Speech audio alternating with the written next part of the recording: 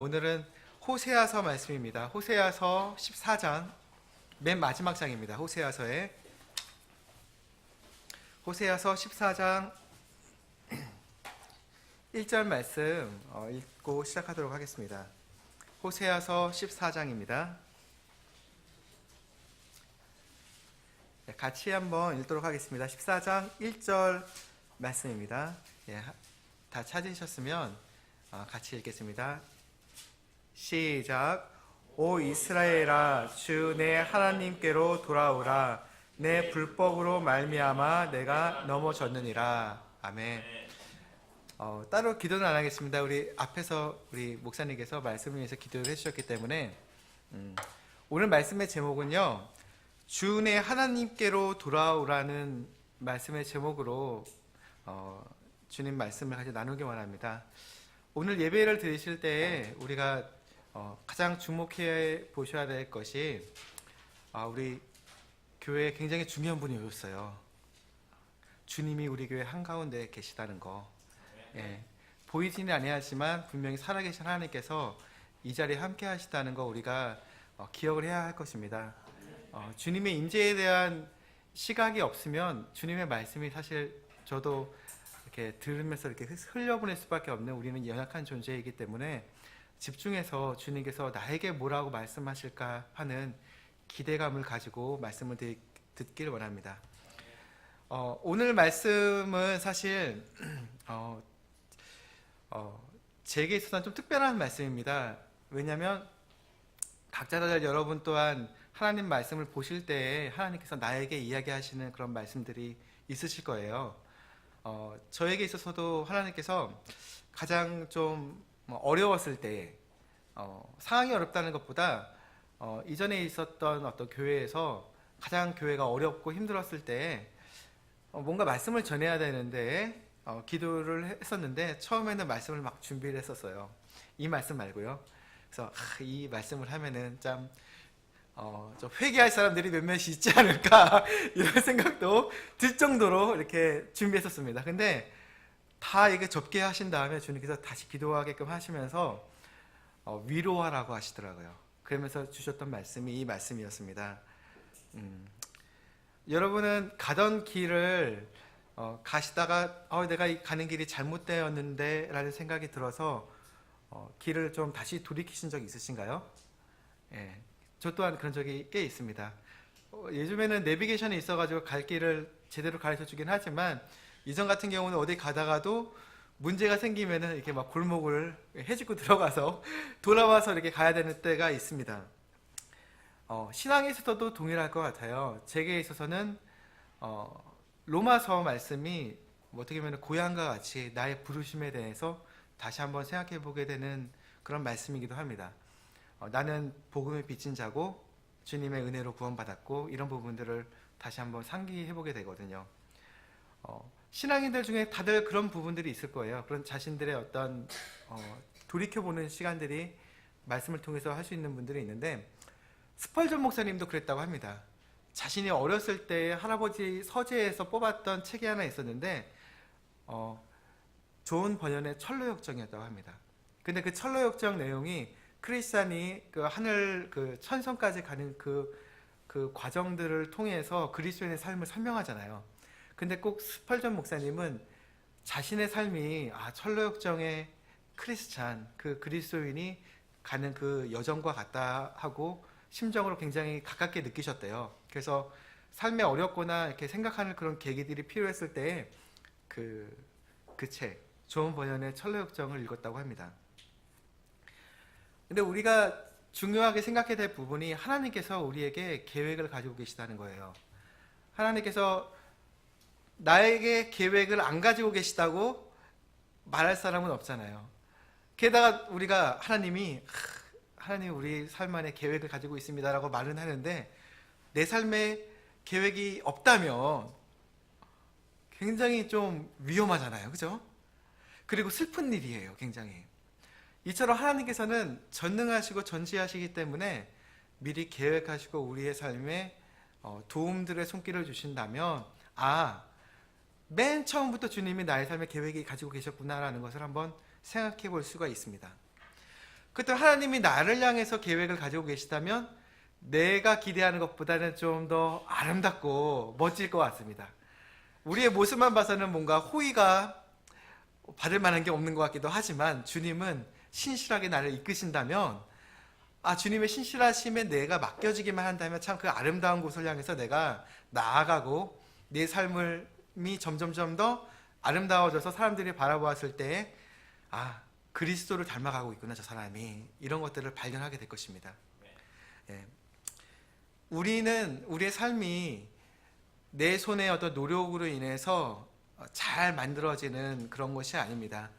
우리의 삶은 은혜로 시작되었다면 우리의 삶이 또한 은혜로 결말되어질 것을 한번 생각해 볼 수 있고, 그렇다면 나의 삶이란 결국 주님의 은혜라는 거 생각해 볼 수가 있습니다. 우리가 나아갈 길이 있어요. 근데 먼저 우리는 오늘 말씀처럼 주님께 돌아오는 그와 같은 과정이 필요합니다. 왜냐, 내가 가던 길이 잘 설명되어지지 않고 이해하기 어렵고 혹은 내 감정이 낙담되고 주님께서 원하시는 모습과는 조금 더 멀어져서 떨어져 있는 것들이 있다면, 감정이든 생각이든 경험적이든 뭐든지 간에요. 그런 것들이 있다면은 우리가 주님께로 돌이킬 필요가 있지 않겠습니까? 먼저 이 내용들을 좀 설명하기 전에 호세아서에 대한 전반적인 이야기를 말씀드려야 될 것 같습니다. 호세아서는 사실 굉장히 좀 성경에서 재미난 책이에요. 저도 굉장히 재밌어 합니다. 왜냐면은 하나님께서 호세아라는 사람을 부르시면서 말하기를 호세아야, 너 결혼해야 되지? 너한테 아내를 줄 거야. 근데 행음하는 아내를 얻으렴. 고멜이라고 해. 저기가. 이거는 뭐 말도 안 되는 것 같아요. 그죠? 우리 교회에서도 사실 이제 믿는 사람과 결혼해라 이렇게 말을 하는데, 이 구약의 경우에는 좀 특별한 상황이었어요. 왜냐, 하나님께서 이 호세아라는 사람의 어떤 삶을 통해서, 그의 가정을 통해서 이스라엘 전체에 대한 어떤 영적인 상황을 설명하고 싶으셨던 거예요. 그잖아요. 행음하는 아내를 얻었으니 가정이 어떻게 됐어요? 어떻게 되겠어요? 소위 콩가루가 돼버리는 것입니다. 첫째 아이를 낳았어요. 근데 성경에 보니까 호세아에게 낳았다고 해요. 이 아이는 누구 아이요? 호세아 아이예요. 둘째와 셋째를 낳았는데 호세아한테 낳았다는 얘기가 없어요. 남의 아이인 거예요. 그랬을 때 솔직히 누가 가장 마음이 아플까요? 호세아죠. 호세아. 그것은 사실 이스라엘의 전체적인 영적인 분위기를 말하고 싶으셨던 거예요. 이스라엘이 신랑 대신 하나님, 여호와 하나님을 두고 바알이라든지 아스타롯이라든지 다른 곳을 향해서 나아가니까 주님께서 남편인 나의 상처받은 마음, 호세아의 상처받은 마음을 통해서 하나님께서 그 신부로 인해서 상처받은 그 마음을 이야기하시는 책이 그 호세아서인 거예요. 우리는 사실 그러잖아요. 우리가 믿음들을 생활을 할 때에 나의 상처받은 마음과 그리고 경험적으로 고통스러워하는 부분들에 대해서 주님께 고백할 때가 있습니다. 근데 한 번 더 우리가 생각해 봐야 될 것은, 그런 상황에서 가장 슬퍼하실 분이 누구실까? 하나님이시라는 거.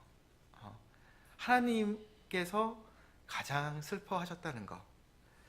주님께서는 근데 이 상황들 속에서 사실 이제 호세아가 그와 같은 이야기를 통해서 이야기가 시작되었는데, 맨 나중에 와서는 이제는 말하기를 하나님께서 이스라엘에게 돌아오라라고 이야기하고 계십니다. 먼저 첫 번째 내용의 그 주제는 오 이스라엘아 돌아오라 하시는 주님의 부르심입니다.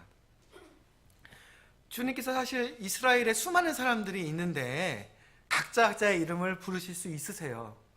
그리고 뭐 이스라엘의 누구야, 어떤 민족아 누구야, 각자 하나하나 부르실 수 있는데, 그들을 하나의 그 연합체, 하나의 모습으로 보고서 그들을 부르셨을 때에는 주님이 이 땅을 바라보셨을 때에도 동일한 관점에서 각 하나의 지역교회를 부르실 수 있다는 거예요.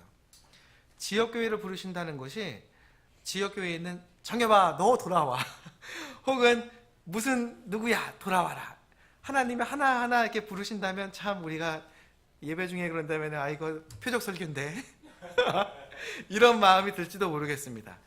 근데 주님께서 하나로서 부르신다는 거, 그것은 우리가 서로 얼굴도 다르고 모양, 모습도 다르지만 하나님은 하나로 바라보시는 게 있다는 겁니다. 우리가 하나라는 거. 서울예심내교회는 주님이 보였을 때 하나의 지역교회로서 주님의 몸이라는 것입니다. 결국은 주님은 하나의 모습을 이 땅에서 발견하게 원하신다는 것입니다. 그리스도의 순결한 신부, 그 모습을 지역교회에게 바라보신다는 것입니다. 근데 왜 주님께서 돌아오라라고 그 사람에게 부르시는가? 교회에게 부르시는가? 왜냐하면 이스라엘의 경우에 그잖아요. 돌아갈 곳이 있다는 것은 원래 시작점이 어디인지를 설명한다는 거예요. 만약에 주님께서 야, 너 회개하고 이제 제대로 해봐 라고 그냥 설명한다든지 해야 되는데, 혹은 회개에 대한 방법들과 설명들을 장황하게 설명하실 수 있을 텐데, 그게 아니라 간단하게 회개가 뭐냐라고 이야기했을 때는 나에게 돌아오는 것이다 라고 지금 말하고 있는 거예요. 왜냐? 이스라엘의 시작점에서 주님은 말하기를 내가 이스라엘 민족을 독수리의 날개 위에다가 얹어서 가나안 땅에 간다 얘기 안 하셨어요. 저 약속된 땅에 내가 너희를 인도하여 간다라고 안 하시고, 물론 육체적으로 맞아요. 물리적으로 가는 곳이 가나안 땅이니까요. 근데 주님께서 말씀하시기를요, 독수리 날개 위에 너희를 얹어서 내가 너희를 나에게로 데려왔다 얘기하십니다. 우리의 삶은 돌아갈 자리가 어디냐? 우리가 신앙생활을 하다가 넘어졌을 때 돌아갈 자리가 어딘가라고 생각해 보신다면은 간단한 답은 주님께로 돌아가야 된다는 겁니다. 주님께, 우리 주 예수님께 돌아가는 것. 사실 근데 문제는 나죠, 나. 각자의 나의 모습입니다. 내가 가장 방해거리인 거예요. 내 생각이 그거를 연합하기가 어렵고, 상황이 내 경험적으로 예를 들어서 실족하는 얘기를 들었을 때 나의 경험은 쓰라린 경험 때문에 받아들이지 못하겠는 거예요. 사랑하라 말씀은 하시지만 연합하기에는 꼴볼 이럴 수 있다는 거예요. 사람이 나의 모습이 문제가 있다는 거. 그래서 내가 돌아갈 자리가 내가 아니라, 내 자리가 아니라 나의 돌아갈 자리는 주님께로 돌이켜야 된다는 것입니다. 내 감정도 주님께, 내 생각도 주님께, 내 경험도 이제 나는 십자가에 함께 주님과 못 박혔다면 주님과 함께 다시 시작을 하리라 생각할 필요가 있습니다. 두 번째는 2절을 보니 말씀들을 가지고 주께로 돌이키며 라고 말씀하십니다. 말씀들을 가지고 돌이켜라. 여러분, 질문이 한 가지가 있습니다. 여러분이 회개할 일이 만약에 있으셨다면, 생기셨어요. 예를 들어서 내가 주님께로 돌이켜야 돼요. 그럴 때에 돌이키는 데 있어서 뭐가 필요할까요? 내가 어떻게 돌이켜야 되죠? 네? 방향. 예. 그리고 그러니까 어떻게 돌이켜야 돼요? 제가 만약에 돌이키려고 한다면은 기도. 좋은, 여러 가지 좋은 답변들이에요. 사실 그잖아요. 막막하잖아요. 누가 이렇게 얘기를 한다면요, 회개는 어떻게 해야 되는 거예요? 회개에 대해서 알긴 아는데 어떻게 해야 되지? 생각하는 거예요. 돌이킴에 있어서 뭐가 필요한가? 각자들 생각이 있고 주장이 있고 계획들이 다르고, 그런 것들을 내가 포기해야 되는 거라면 주님, 내 감정을 포기하는 건가요? 내 경험들을 포기하는 건가요? 아니면 얼마만큼 반대로 내가 포기해야 될 나쁜 것들이 얼마만큼 포기해야 할 것에 대해서가 아니라면 반대로 주님께 얼마나 선한 마음을 가지고 혹은 소망적인 마음을 가지고 믿음을 가지고 이렇게 나를 포장하는 것이 얼마만큼 필요한가? 사실 근데요, 회개에 대한 돌이킴에 대해서 생각했을 때에는 그 두 가지 다 그리 중요하지 않을 수 있습니다. 왜냐? 회개에 대해서 나의 계획은 필요 없어요. 나의 선함도 필요 없습니다. 수고 또한 그리 중요치 않습니다. 반대로 내가 얼마만큼 큰 눈물을 흘려서 주님 앞에 쏟아야지 나를 이쁘게 바라보실까? 그것도 그리 중요한 거 아닙니다. 근데 우리는 뭐 다윗이 그처럼 울면서 기도했네, 예레미야가 그처럼 울면서 기도했네, 사람의 어떠함을 보니까 부럽잖아요. 그리고 결과적으로 받아주시니까 나 또한 그처럼 회개해야 되는 건가 라고 오인할 때가 많습니다. 근데 오늘 말씀을 보니 주님께서 더욱 중요한 것을 제시하고 계세요. 말씀들을 가지고 주께로 돌이켜라. 회개에 대한 중요한 것은 주님의 약속이라는 거예요. 나에게 이전에 뭐라고 말씀하셨는가, 그것을 점검해 볼 필요가 있습니다. 돌이킴이라는 것은 그 회개라는 말과 동일한 말인데, 가던 방향을 돌이켜서 방향성을 바꾼다는 의미로 가지고 있습니다. 다니엘이 뭐 금식하며 기도하고 예레미야가 눈물을 흘리며 기도하고, 그것들은 그들이 가지고 있는 말씀을 가지고 주님께 붙들었던 그와 같은 믿음에 대한 표출이지, 그 회개에 대한 어떤 정의나 설명하는 것은 그리 아닐 수 있다는 거예요. 결과적인 거라는 것입니다. 우리 이 말씀들을, 오늘 말씀을 보았을 때 호세아서의 어떤 전반적인 이야기는 주님께서 자신의 백성으로 인해 상처받은 그 마음을 설명하고 있는 거라고 얘기를 했습니다. 왜 하나님께서 이스라엘을 부르실까? 왜 말씀을 가지고 돌이키라라고 하실까? 왜냐하면 주님은 이스라엘을 자신의 백성으로서 사랑하시고 그들이 살기 원하시고, 또한 그들로 인해서 상처받았지만 그들을 정말 사랑하여 세우고자 하시는 그와 같은 마음이 먼저 된다는 것이 앞장섰기 때문에 이 모든 것이 따라온다는 것입니다. 제가 예전에 이전에 그런 적이 있었어요. 국제 침례교회에 다녔을 때, 대학생 때였습니다. 대학생 때였을 때 계기가 있어가지고 미국에 갈 계기가 있었어요. 근데 그때 정말 영어를 잉글리시에 이자도 모르던 사람이었습니다. 그때는 특히 영어를 정말 싫어했어요. 싫어할 정도로 잘 못했습니다. 근데 계기가 있어가지고 그 당시에 리바 사모님이 미국에 한번 놀러 가보라고, 계기가 있으니까 가보라고 해가지고 모교회 한번 가보라고 했습니다. 그래서 대학생 때 영어도 못하는 사람이 어떤 용기가 있었는지, 그래서 놀러 한번 여름 때, 방학 때 갔었습니다. 근데요, 그때 딱 그랬어요. 제가 딱 이렇게 이렇게 입국 수속을 하잖아요. 미국인이 딱 앉아 있고요, 입국 수속을 하는데 굉장히 떨리는 거예요. 여러분도 그런 본 적 있으시나요? 떨리는 거예요. 괜히 난 잘못한 거 없는데 그 앞에 서면 괜히 뭔가 말 잘못하면 잡혀갈 것 같기도 하고 막 그런 마음이 드는 거예요. 근데 말을 하는데 그 사람이 영어로 물어보죠. 저는 말을 막 버벅거리는 거예요. 근데 그 사람이 안 되겠는 거예요. 그래가지고 막 사람을 부르는 거예요. 저의 말을 못 알아듣겠나 봐요. 그래가지고 불러가지고 저는 우리말로 해가지고 이렇게 설명해서 겨우 통과했습니다. 막 땀을 흘리면서 이게 딱 통과를 했는데, 딱 톨게이트를 나왔는데 어떤 감정이냐면은 멍한 거예요. 여기가 어디지? 이런, 여기가 어디고 나는 뭐 하고 있는 거지? 진짜 한 5분 10분 정도를 멍하게 있었습니다. 그랬을 때 이래서 국제미아가 생기는구나 이런 생각이 들어서 정신을 차린 다음에 내가 어디를 지금 가려고 했나 해가지고 이렇게 확인을 한 다음에 찾아가서 이렇게 가게 되었습니다. 근데 우리 경험적으로 내가 주님 앞에 굉장히 좀 멀리 떨어져 있는 감정이나 생각이 들었을 때 이와 같아요. 어디부터 시작해야 되지? 내가 뭐를 주님께 말해야 되지? 내 감정도 힘들고.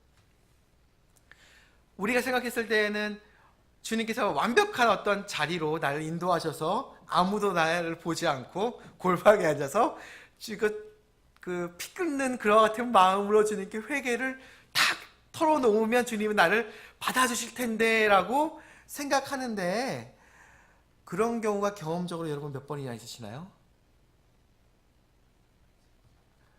거의 없는 것 같아요. 그랬을 때는 그와 같이 내가 회개할 필요가 있다고 느끼는 그 시점이 주님께로 돌이킬 만한 그와 같은 주님의 부르심이라는 거, 우리는 기억해야만 할 것입니다. 주님은 말씀을 가지고 돌이키라라고 말씀하시는데 이 부분을 좀 설명해 드리고 싶어요. 제가 우리 이전에 있던 교회가 서부간선도로 이제 목동이랑 인천 가는 그쪽 방향에 교회가 있었습니다. 그랬을 때 저희 아버지가 이제 마포 쪽에서 일을 하시니까 서부간선 쪽을 이렇게 남부순환도로에서 서부간선을 탄 다음에 목동 지나가지고 넘어가서 이렇게 가셔요. 가시고 오시는 길도 그렇게 하실 때 한 번은 저희 어머니의 전화가 오는 거예요. 이런 적이 사실 한두 번은 아니었습니다. 왜냐면 저희 아버지 퇴근 때랑 저가 퇴근할 시점이랑 얼추 맞잖아요. 그래서 어머니가 전화가 오는 거예요. 정혜봐, 너 언제 퇴근해? 그러니까 이제 얼추 나갈 시간인데요. 어머니가 그래? 아버지 이제 좀 지나가신대. 아버지 차에 타고 가 하시는 거예요.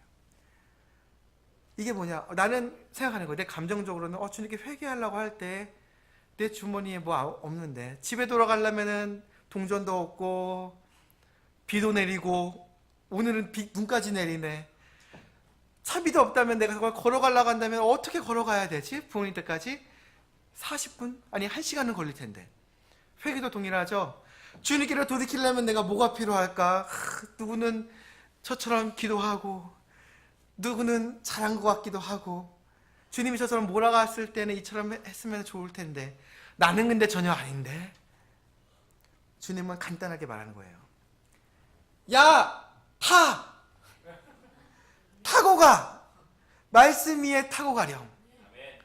말씀 위에 타고 가렴. 그 말씀이 내가 목적한 곳으로 간단다. 저희 아버지 차가 저희 집까지 가게 되었습니다. 그쪽으로 가요. 저는 그 차에 타기만 하면 그 자리로 가요.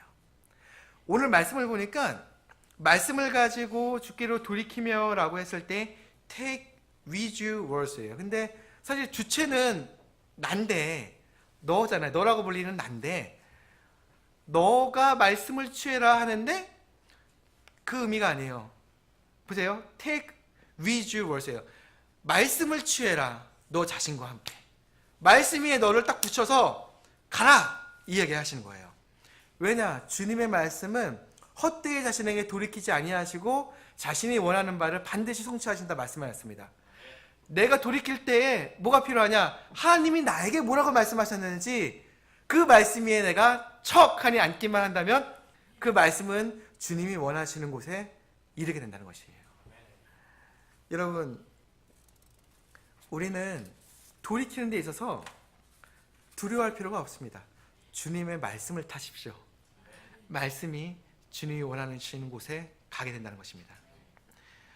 우리의 삶이 은혜라면 나의 회개할 때에 받아주시는 것도 은혜고 또한 나의 회개라는 것도 행위로서 주님께 잘 보여야 되는 것이라는 거 설명할 수는 없잖아요.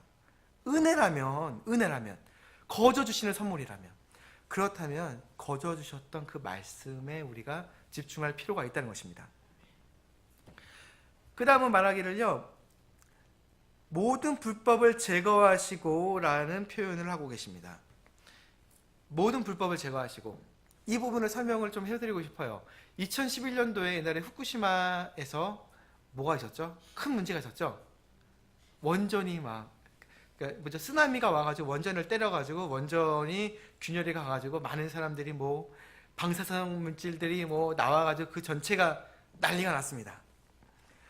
우리의 삶을 보니까 환경 호르몬에 미세먼지에 그보다 더 작은 초미세먼지에 온갖 안 좋은 것들이 세상에 많아요. 전쟁의 소문과 사람들이 다툼하고 이념적으로 교회에서도 다툼할 수도 있고요. 온갖 것들이 넘쳐납니다. 안 좋은 것들이요. 근데 여러분, 저는 이 모든 것들을 한 방에 제거할 수 있는 방법을 알고 있어요. 이렇게 말했는데 안 웃으시면 너무 진지하게 받으시는 것 같아요. 뭐냐? 큰 우주선을 하나 만드는 거예요. 그래서 세상의 모든 안 좋은 것들을, 세상의 불법이라 말할 수 있는 것들을 다 실은 다음에 한 방에 날려버리는 거예요. 이 말이 좀 어처구니 없는 초등학생이 생각하기에도 어처구니 없어 보일 수도 있지만, 제가 이 이야기를 왜 하느냐? 우리가 우주선 하면 뭐가 생각나나요? 미국 항공우주국 뭐라고요? 나사. 히브리어로 불법을 제거하시고라고 했을 때 제거하시고라는 단어가 나사입니다. 나사. 감이 딱 오죠. 나사. 나사라는 말의 의미가 뭐냐? 띄우다, 띄우다, 들다, 띄우다, 혹은 주님께 제거해달라고 들어 올리는 행동을 말합니다. 기본적으로는 띄운다는 의미예요. 그러니까 무거운 비행 우주선을 날리는 의미로 설명을 한 거였습니다. 아예 의미가 없는 건 아니에요. 강조야. 이 이야기가 뭐냐? 내가 생각했을 때 나의 불법과 죄가 너무 커요. 내 감정 또한 내가 허용할 수 없던 그런 것들을 내가 저지르고 말았어요. 주님이 보였을 때에는 이걸 제거해 주실 수 있으려나 하는 생각이 내 생각 안에 들지도 않아요. 온통 이런 번민과 죄와 불법에서 내가 처칼이 앉았을 때에 어디부터 시작할지 모르겠잖아요. 그래서 주님은 말하기를요, 모든 불법을 제거해 달라라고 말하라고 합니다. 이 말은 뭐냐? 아, 주님, 내가 바라보니 주님이 나의 무거운 죄를 받아주실 수 있는, 내가 들어올리기만 하면 주님이 제거해 가시는 분이시네요 라고 고백하라고 말합니다. 주님께서. 우리가 믿는 주님은 그와 같은 분이세요. 주님이 내가 제거하겠으니 너는 들어올리기만 하렴, 나에게 말만 하렴, 내가 그 불법을 내가 제거해 주겠다. 우리는 이 부분을 생각해보고 기억해야만 합니다. 나는 거저 들어 올렸는데 주님이, 나는 거저 주님께 올려드렸는데 주님이 받아가시고 제거해 가신다는 것입니다. 주님은 우리를 치료하시는 하나님이라고 자신의 이름을 말씀하셨습니다. 여호와 라파, 치료하시는 하나님. 죄를 제거하시고 우리의 문제를 해결해 주시는 그와 같은 하나님이시라는 것입니다. 그 다음은 말하기를 은혜를 베푸사 우리를 받아주소서라고 말합니다.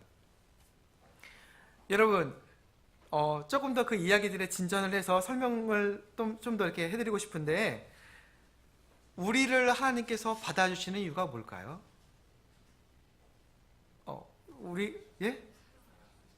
사랑하셔서. 우리 교회 지사님은 역시 대단한 분을 뽑으신 것 같습니다. 왜냐? 제가 하나의 글을 하나 읽어드리고 싶어요.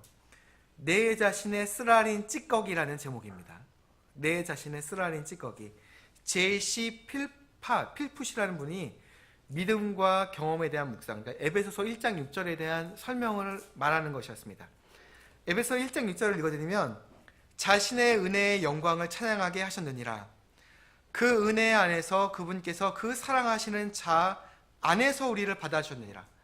이제 이 이야기를 해드리기 전에, 우리가 받아지는 이유는 하나님의 사랑하시는 자 안에서 우리를 받아주시기 때문이라는 이야기를 하고 싶은 겁니다. 이제 좀 읽어드리겠습니다. 내 자신의 쓰라린 찌꺼기. 우리는 하나님께서 우리를 받아들이시도록 우리 안에 뭔가 만들려 궁리한다. 그러곤 자주 우리가 아무것도 찾을 방도가 없음에 낙담하고 실망하여 쓰러지고 만다. 우리가 믿기에 주님 눈앞에서 받아주실 수 있다고 생각하는 것들이 있는데, 거룩함이나 복종, 하나님의 뜻에 대한 조용한 순종, 혼의 평온함, 영적인 일들, 그런 것들이 있다. 반대로 우리가 생각하기에 우리의 끓어오르는 기질이나 불평이나 역정내는 마음이나 종교적인 생각들이나 냉랭한 마음이나 메마른 마음이나 선한 것들로부터 거리를 두는 마음이나 불만족한 것들로 성급하게 나가다가 넘어지는 것이나 매일의 감정들로 인해 더 나아가지 못하고 갈수록 악화가 되어 우리가 생각하기에 하나님께서 나를 바라보셨을 때에 우리가 자신을 바라보듯 그분도 우리를 그처럼 바라보시는 것이 아닌가 하고 믿어버리고 만다.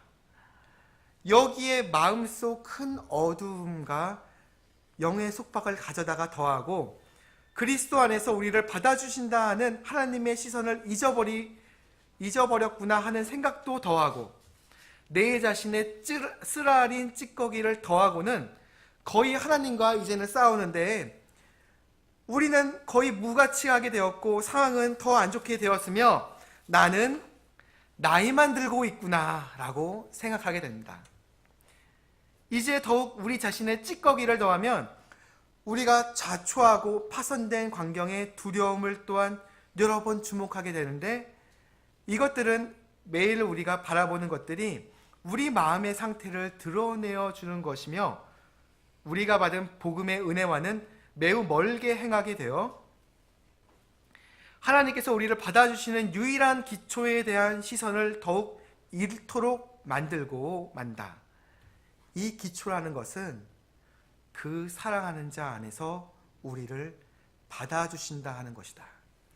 우리를 다른 곳에서 받아주신 것은 없는데, 다른 곳이라는 것은 선한 말들, 선한 행위, 선한 생각들, 선한 마음, 또한 우리가 생각하기에 선하다고 여기는 의도들을 말한다. 만약에 하나님께서 우리를 받아주시는 데 있어서 우리 스스로의 어떠한 것에 따라 받아주시는 것이라 믿는다면, 웨슬리가 주장한 믿음에 따라서는, 참고로 웨슬리는 성경부에서 배운 것처럼 알미니안주의죠. 행위가 있어야 주님이 먼저 우리의 행위가 있어야 받아주신다. 그런 거였습니다. 다시 돌아가서요. 우리가 오늘은 하나님의 자녀가 되고 내일은 마귀의 자녀가 될 것이다. 그래서 오늘은 회개했어요. 내일은 쓰러지면 마귀의 자녀처럼 여겨질 것이라는 그런 얘기였습니다. 그러면 희망이나 도움이 없게 되는데, 그러면 무엇이 우리가 절망에 빠지는 것을 막아주겠는가? 그 방법이란 그 사랑하는 자 안에서 우리가 받아졌다는 사실이다. 우린 선한 것이든 나쁜 것이든 우리 속의 모든 것들로부터 독립되었다. 그들의 의로움은 바로 나 자신이라고 주님은 말씀하시며, 너희는 그리스도 안에서 온전케 되었다 주님께서 말씀하시는 것이다. 우리가 합창하는 목소리가 전적으로 하모니를 이루는 방법은 우리가 듣는 소리를 넘어서 들려오는 동일한 멜로디를 듣는 것이다. 이것은 바로 우리가 그 사랑하는 자 안에서 받아졌다는 소리이다. 디도서 3장 5절은 그분께서 우리를 구원하시되 우리가 행한 의로운 행위로 하지 아니하시고 오직 자신의 긍휼에 따라 다시 태어남의 씻음과 성령님의 새롭게 하심으로 하셨고. 여러분, 이 사실이 맞나요? 맞습니다. 우리의 어떤 행위나 생각이나 감정이나 쓰러졌다가 일어나고, 이거에 따라 우리의 구원이나 주님이 받아주시는 것이 널뛰기처럼 왔다 갔다 하게 되어서 주님이 나를 바라보시는 시각이 점점 바뀌어지신다면 구원받을 수 있을까요? 없죠. 오늘은 잘했어요. 오늘은 100점. 주님이, 내가 오늘 죽는다면 주님이 받아주실 텐데. 근데 내일은 전혀 자녀 같지 않은 행동을 했어요.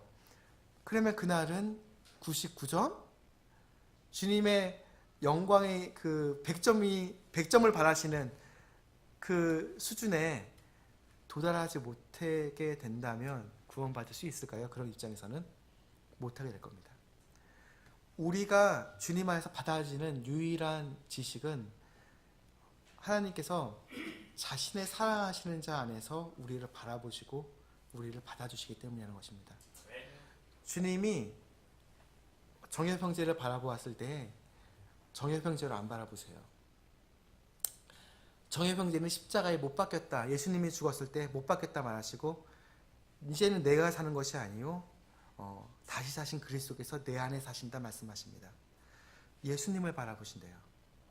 형제님 자매님을 바라보셨을 때 예수님께서 예수님을 바라보시듯이 형제님 자매님을 각자 바라보시고 계시다는 겁니다. 우리는 그와 같은 입장에서 받아지고 있는 자라는 거예요. 얼마나 큰 사랑 안에서 우리가 받아지고 있나요? 영원한 하나님의 호의는 여기에 있다는 거예요. 예수님 안에서 우리를 바라보시고 우리를 받으시고 계시기 때문이라는 거. 우리 싱글 자매님 형제님들이 계시는데, 그러면은 내가 나의 구원에 대해서 한번 생각했을 때에도 이게 선택에 대한 것들이라면은 저는 그 주님 100% 완벽한 여자와 결혼했습니다. 왜냐면 놀라지 않는 거 보니까 진짜로 믿으시는군요. 왜냐? 주님의 뜻이 100%이기 때문인 거예요. 근데 보통 그러잖아요. 싱글일 때는 이 사람이 결혼할까 생각하는데 다른 사람이 더 좋은 사람이 나타나면 어떡하지? 이런 고민을 할 때가 많아요. 근데 걱정할 필요가 없습니다. 주님의 뜻만 확인하면 됩니다. 주님의 뜻이 100%시기 때문이라는 거죠. 주님께서 자신의 사랑하시는 자 안에서 우리를 받으시기 때문에 우리는 우리의 모습과는 다른 우리의 모습이 어쩌하든지 간에 우리를 거룩하다 이야기하실 수 있습니다. 그리고 우리를 받으시는 이유가 자신의 사랑하시는 자 안에서 우리를 받으시기 때문이라는 거. 근데 우리는 사실 그래요. 교회나 가정이나 개인의 삶이나 고통을 겪으면 두려운 마음이 생겨요. 두려운 마음이 생겨서 첫사랑에 실패했기 때문에 다음 사랑에도 실패할 것 같고, 이 사람이랑 결혼을 할까 생각하는데 혹시 몰라 뒤에 더 좋은 사람이 나타나면 어떡하지? 이런 생각들이 막 들어요. 그러죠. 경험하신 분들은 아마 아실 것 같습니다. 근데 중요한 게 주님은 완전하시다는 거.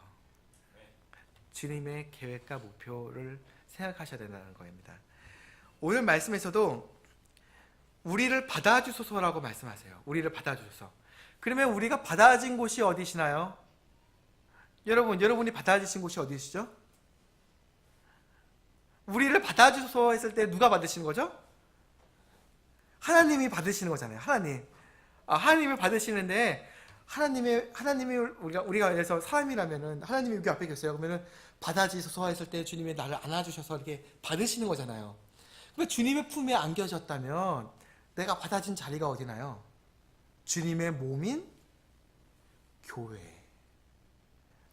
여러분, 내가 받아진 곳이 주님의 몸이라는 것을 기억하십시오. 주님이 나를 계획하셔서 나를 받으신 자리가 서울제일침례교회인 거예요.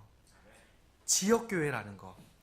이거에 대한 감각이 없으면 요것이 진리네, 저기 더 나은 진리가 있네, 막 사람들의 어떤 경험이나 생각에 따라 혹은 나의 학식에 따라서 이곳이 맞나 저곳에 맞나 왔다 갔다 바람이 불 대로 흔들려 다니는 것입니다. 근데 그게 아니라 주님께서 나에게 뭘 원하시는가, 나를 받아주신 몸된 교회가 어딘가 하는 그와 같은 기준이 있으면 걱정할 필요가 없어요. 저 사람들이 뭐라고 하든 저 사람들이 또 뭐라고 하든 주님이 나에게 명령하셔서 또한 나를 받아주시는 곳이 지역교회이기 때문입니다. 이거는 매우 중요합니다.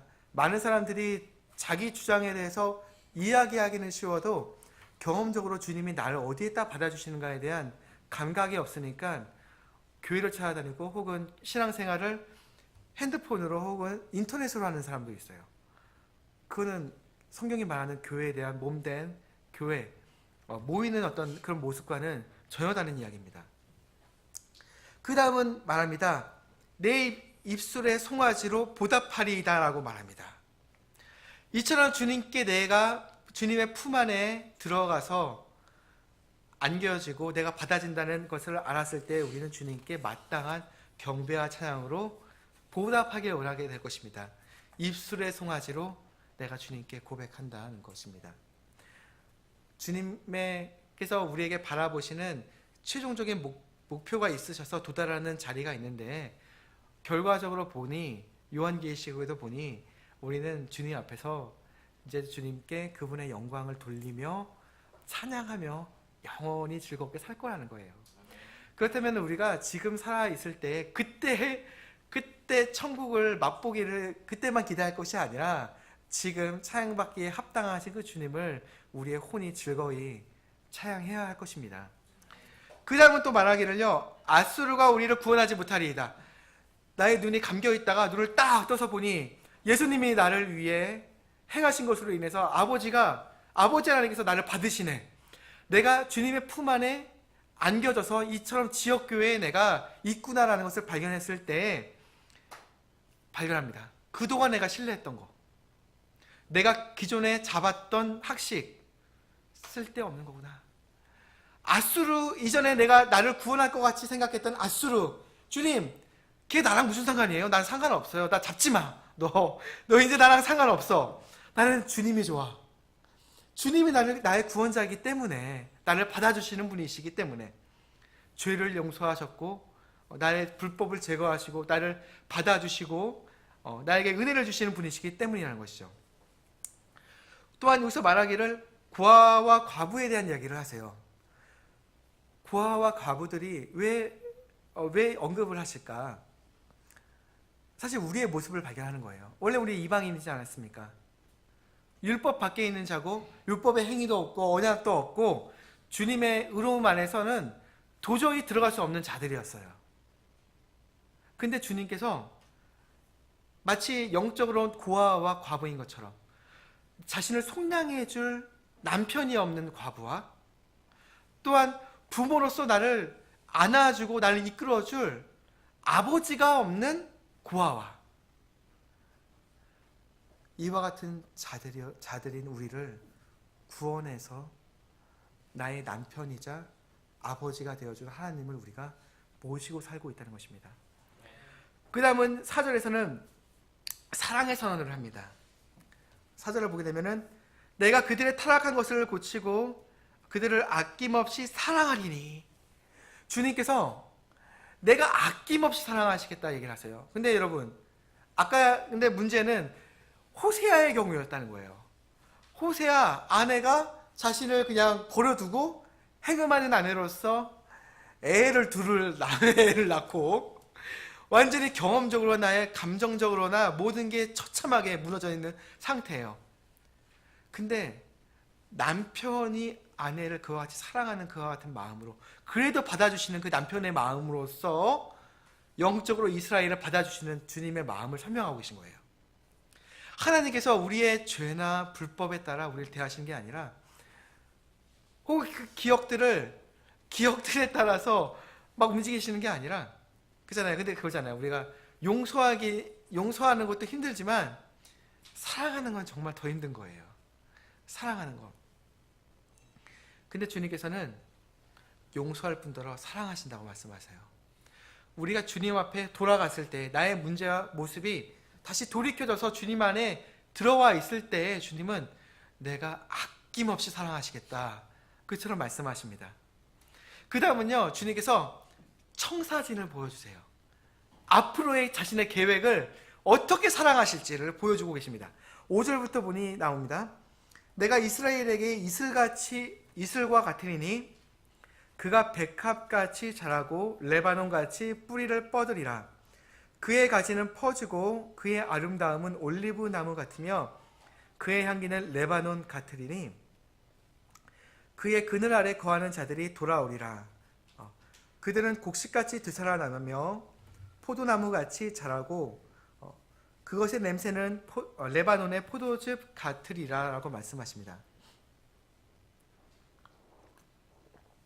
사실 레바논은 아가서에서 그 사랑의 관계, 그 아가서에서 말하는 솔로몬과 슐라미 여인의 그 사랑의 관계를 설명하는 배경 장소가 그 레바논이었습니다.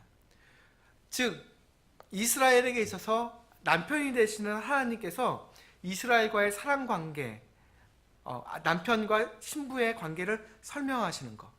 신약에 와서는 우리 또 동일한 접근에서 우리의 신랑 되시는, 교회의 신랑 되신 그리스도와 신부인 우리와의 사랑하는 그 관계를 설명하시는 그 부분이, 그거에 대한 배경이 레바논이라는 거예요. 그러면 왜 레바논을 설명하시는가? 이스라엘의 그 지리학적인 어떤 모습을 보게 되면은 레바논이 고지고요, 거기서부터 점점 더 더워지고 황폐해져 가요. 그랬을 때 유다 쪽으로 넘어가면은 사막 막 이런 데가 나오는 거예요. 레바논 쪽으로 북서쪽으로 올라가면 올라갈수록 골짜기가 나오고 시원해지고 이슬이 껴지고 아름다운 자리가 되어가는 것입니다. 근데 이스라엘에 있어서 레바논은 사실 아브라함에게 약속은 되었지만 경험적으로 실제 그 장악을 해서 자신의 땅으로 삼지는 해본 적이 거의 없는 자리였어요. 뭐 물론은 솔로몬 시대 때 그 성체를 넣어가지고 시적으로 자신의 권위 안에다가 두긴 했지만 점거하고 이스라엘 사람들이 마음껏 왔다 갔다 하면서 그곳을 내 땅이라고 말해본 적이 역사적으로 없는 자리예요. 그래서 이와 같은 거예요. 주님께서 너의 삶이 황폐하니 지금 죄로 인해서 유다 땅과 같이 사막같이 황폐하니 내가 너희가 바라보기만 하는 그와 같은 자리를 떠나서 한번 위쪽을 바라보렴. 너희가 한 번도 경험해보지 못했던 곳, 내가 그렇지만 약속으로 주신다 말했던 곳, 그곳을 내가 너희에게 주리라. 아가서의 배경이 되는 거예요. 그 자리가 하나님 아버지와 나의 관계 안에서. 여러분, 우리의 삶 안에 주님과의 관계 안에서 이기지 못했던 죄들이 있다면 주님은 청사지를 보여주시는 거예요. 내가 바로 그 자리에서 이길 수 있단다. 내가 너와 함께 그 자리에서 이겨서 사랑의 관계를, 사랑의 교제를 하길 원한다. 우리의 문제와 혹은 그런 것들을 뛰어넘는 자리, 주님의 약속이 임하는 자리, 우리 교회에도 동일할 것입니다. 주님께서 과거의 여러 가지 좋은 일들, 경험적인 것들을 생각했을 때 지금 비어있는 자리나 혹은 사랑하는 그런 지체들이 없는 자리로 인해서 슬퍼했던 그런 경험들, 저 또한 그런 경험들을 한 적이 있습니다. 과거에 얽매이기를 주님 원치 아니하세요. 그와 같은 것의 회복뿐만 아니라 주님은 말씀하시기를요, 내가 더 나은 것을 맛보여주기 원한다. 레바논 경험해 본 적 없지? 내가 레바논의 포도와 백향목같이 아름다울 너희의 모습을 내가 꿈꾸며 이슬을 내리고 그에서 너희가 풍족하게 곡식들을 얻을 그와 같은 것을 내가 계획하고 있단다. 너희의 눈을 들어 레바논을 이제 바라보렴. 내가 바라보는 것을 바라보렴. 이처럼 말씀하시는 것입니다. 여러분, 기대되지 않나요? 네, 저의 삶과 또한 우리 교회의 삶 안에도 분명히 주님께서는 승리하기 원하시는 부분이 있고 약속으로 주고 싶어하는 계획들이 분명히 있으시라는 것입니다. 그것의 모든 시작점은 무엇이냐? 우리가 주님께로 돌아가 주님의 말씀에 타서 우리의 불법을 주님께 올려드리고 그분의 내가 받아진 그 자리가 주님의 몸된 교회라는 것에 대한 인식을 시작하면서 이곳에 받아졌을 때 내가 주님의 사랑 안에서 그와 같은 교제를 하고 있구나. 그랬을 때 이제 나의 눈이 과거에만 묶여있을 것이 아니라 이제는 주님이 바라보시는 그 시각대로 주님이 바라보시는 것을 내가 바라보며 나아가는 것, 이 모든 과정들 안에서 이것이 있다는 거, 여러분 우리 모두 다 이것을 꿈꿨으면 좋겠습니다. 네, 함께 기도하겠습니다.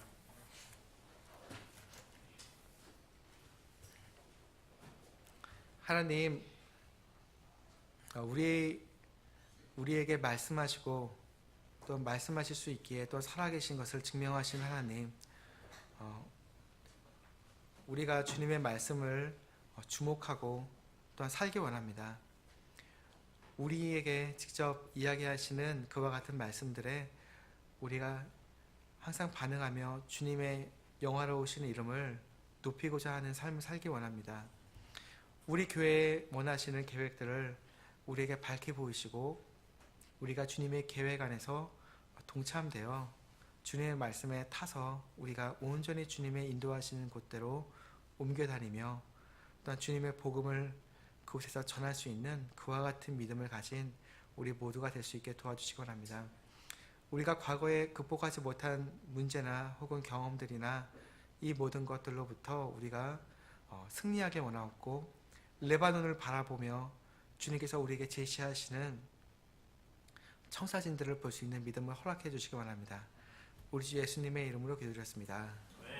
네, 마치겠습니다.